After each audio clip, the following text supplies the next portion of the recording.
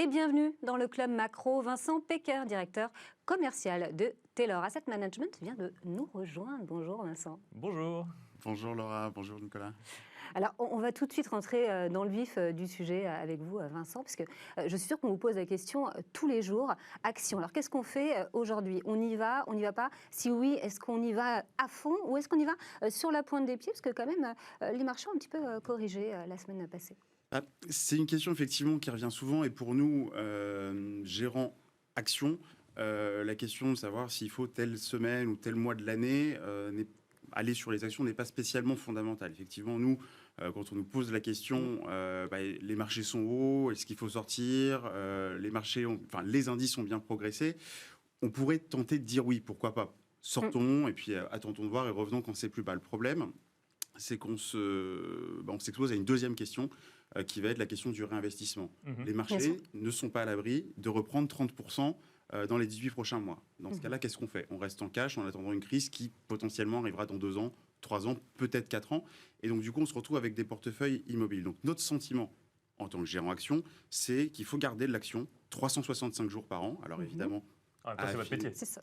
C'est notre métier, mais à affiner en fonction du profil de l'investisseur, en fonction de son horizon de placement, bien évidemment. Après, évidemment, pas n'importe quelle action. Et c'est là que notre rôle intervient. C'est-à-dire qu'en tant que gérant, nous sommes des stock pickers. Et quand on regarde un indice, prenons le CAC 40, qui est l'indice référence de nos clients et puis de nos auditeurs, c'est un indice qui, depuis le début de l'année, arrêté hier soir, fait à peu près plus 20 depuis le début de l'année. Mais quand on ouvre le capot et quand on regarde ce qu'il y a dedans, on retrouve un Saint-Gobain à plus 67 et un Total à plus 5. Donc il y a 62 points d'écart entre le meilleur élève et le moins bon élève de l'indice depuis le début de l'année. Donc ça montre qu'il y a des disparités qui sont énormes. Et le rôle d'un gérant action, c'est d'aller sélectionner les valeurs dans son portefeuille en fonction de son process, de sa méthodologie. C'est-à-dire que la gestion indicielle, c'est bien quand les marchés font plus 20.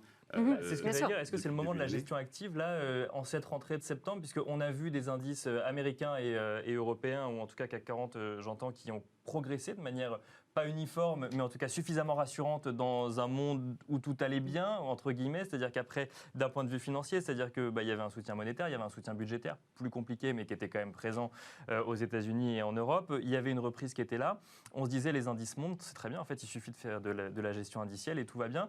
Là, on rentre dans un moment un peu plus d'incertitude. Il y a cette question du tapering, à voir si... puisque ce n'est pas vraiment une surprise, la question c'est calendrier, c'est si ça change vraiment quelque chose pour un gérant action ou pas, vous nous le direz. Mais est-ce que du coup, là, on rentre dans le moment de la gestion active de, là, il faut aller sélectionner telle valeur plutôt que telle valeur? C'est plus que jamais le moment de la gestion active. Effectivement, alors, vous parliez au passé à l'instant en disant... Il y avait une reprise, il y avait du soutien. Non, je disais, il y avait le meilleur des deux mondes. Voilà. Et là, maintenant, c'est plus forcément coordonné de la même manière. Voilà. La situation, pour nous, est quand même très positive. Effectivement, on tend à commencer à la nuancer, la situation macroéconomique, j'entends. On tend à commencer à la nuancer aujourd'hui, mais elle reste quand même fondamentalement positive. Nous, on reste constructif sur les marchés à moyen terme. Alors, constructif, qu'est-ce que ça veut dire? Ça veut dire qu'effectivement, on n'anticipe pas forcément plus 20 sur la deuxième partie de l'année. Voilà, effectivement, les marchés, à notre sens, notre scénario, c'est qu'ils vont continuer à progresser dans des proportions peut-être un peu moins fortes et peut-être un peu moins uniformes. Et c'est à ce moment-là, effectivement, que la gestion active prend tout son sens.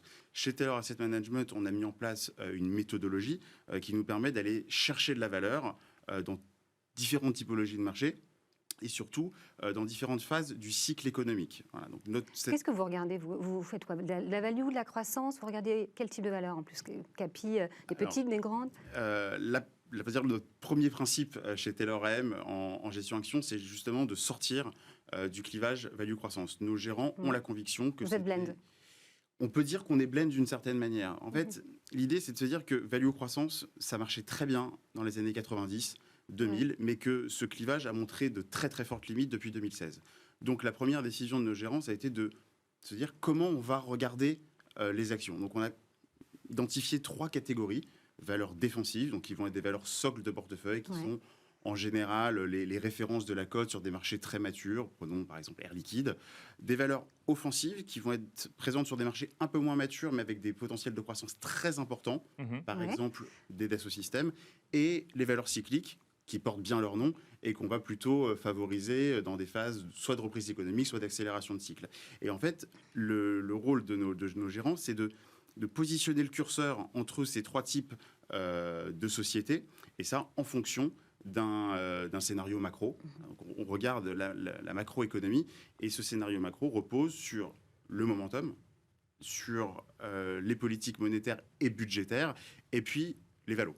La valorisation des marchés. Je reprends la question de Laura qui parlait de grosse ou de moyenne capitalisation. Vous nous avez donné des exemples de grosses capitalisations françaises. Du coup, c'est l'essentiel de votre stratégie aujourd'hui ou c'est un peu plus large que ça? Alors, nous sommes des gérants actions européennes. Nous avons deux fonds. Alors, pour les citer, il y a Taylor Action Avenir ISR qui est un fonds plutôt large cap, et Taylor Action Entrepreneur qui, lui, va se focaliser sur les petites sociétés. Donc, on regarde toutes les tailles de sociétés, mais on les affecte à tel ou tel fonds en fonction de la capitalisation. En décembre 2020, il y a eu un rapprochement entre vous, As Gestion, parce que vous étiez donc As Gestion il y a encore peu de temps, avec Taylor Capital. Vous êtes devenu donc Taylor AM. Qu'est-ce que ça vous apporte? Est-ce que vous collectez plus? Est-ce que vous allez plus vite? Est-ce que les CGP ont bien compris qui vous étiez aujourd'hui? Alors, ça nous apporte avant tout de l'expertise. Effectivement, As Gestion était une société de gestion qui faisait de l'action et du diversifié, multiclasse d'actifs, et Taylor Capital c'est uniquement de l'obligataire. C'est la vraie expertise obligataire. Exactement. Le mariage a créé une société qui fait à la fois de l'action, de l'obligation et de l'allocation d'actifs. Donc aujourd'hui, on a des expertises beaucoup plus musclées sur différentes classes d'actifs. Ça nous aide aussi commercialement, parce qu'effectivement, la société se porte bien et on réalise une belle année, à la fois en termes de performance. On a regardé les performances et de collecte. Je reviens sur la question principale, action, stop ou encore le luxe qui cale, on peut le dire ainsi, la semaine dernière, en tout cas, qui affiche des chutes sur certains titres entre 15 et 20%. On peut se dire en cette rentrée, tiens, le plus gros moteur du CAC 40 cale pour une décision à l'autre bout du monde, en Chine, parce qu'on se dit que finalement les Chinois les plus riches vont peut-être un petit peu moins consommer en France. Action, stop ou encore, vu de l'extérieur, on pourrait se dire, c'est peut-être le moment d'attendre un petit peu. Vous nous disiez que ce n'était pas votre point de vue, mais là, aujourd'hui, qu'est-ce qu'on dit à un épargnant? Qu'est-ce qu'on lui dit pour le rassurer sur les marchés actions, ou lui dire, effectivement, vous avez raison, on n'est pas non plus 100% sûr de l'évolution? Alors, les marchés, effectivement, ont énormément progressé depuis le début de l'année, et on a vécu un été quasiment parfait. On pouvait aller à la plage, quoi. On pouvait laisser son téléphone. On pouvait globalement aller à la plage. Jusqu'à la semaine dernière, où il y a eu une prise de respiration sur le marché qu'on essaye quand même de relativiser dans un scénario de moyen terme. Alors effectivement, il y a eu les minutes de la Fed qui ont inquiété. Bon, le contenu du rapport était quand même assez attendu. La Chine a annoncé un certain nombre de régulations supplémentaires. Bon, oui, la Chine est un pays communiste. On a eu tendance à l'oublier, mais la Chine est un pays communiste. Et puis, on s'est également souvenu que le variant Delta était encore là et qui pouvait potentiellement un peu perturber la reprise économique. Pour nous, il faut quand même relativiser cet épisode de la semaine dernière et le remettre plus largement dans un contexte un petit peu plus long.